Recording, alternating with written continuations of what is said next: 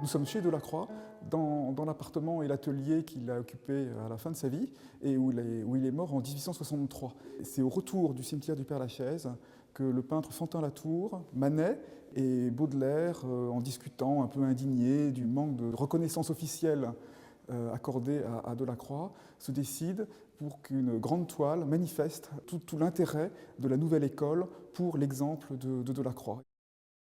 Cette toile a une genèse assez longue, avec énormément de dessins préparatoires qu'on montre ici pour la première fois, mais en revanche, il va la peindre très très vite suivant la nouvelle idée qu'il a, qui est une idée choc, très, très porteuse. Nous avons 10 artistes qui entourent le portrait de Delacroix, assis plutôt des critiques, et puis debout, des artistes de notoriété variable, et puis des figures plus importantes, comme bien sûr Whistler, et qui fera qu'effectivement, au salon, cette œuvre va attirer l'attention des critiques, va susciter les polémiques. Pourquoi ces artistes prennent la défense de Delacroix? Ce sont des artistes qui s'affichent autour de l'effigie de ce maître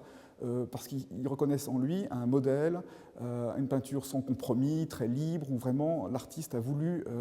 exprimer ce qu'il souhaitait, face parfois aux institutions. Or, tous ces artistes avaient été souvent refusés dans les salons précédents. L'exposition se prolonge par un retour de commémoration célébrant Delacroix 20 ans ou 25 ans après.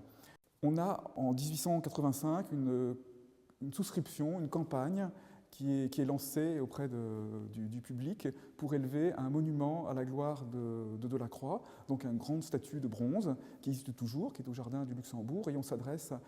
au sculpteur Jules Dalou, qui conçoit un monument très, très ambitieux, mais assez allégorique, un peu néo-baroque, avec une figure d'Apollon, une femme qui tend une couronne au buste de Delacroix. Parallèlement, Fantin-Latour peint un nouvel hommage à Delacroix, très très différent d'esprit, qui s'appelle Immortalité, et qui représente une grande figure féminine qui sème des pétales de fleurs sur le tombeau de Delacroix au Père-Lachaise. Et là, il offre une vision très personnelle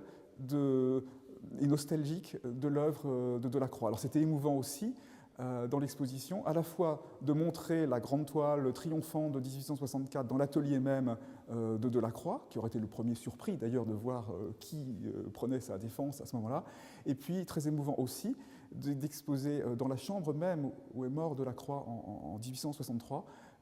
cette grande toile méditative de Fantin-Latour.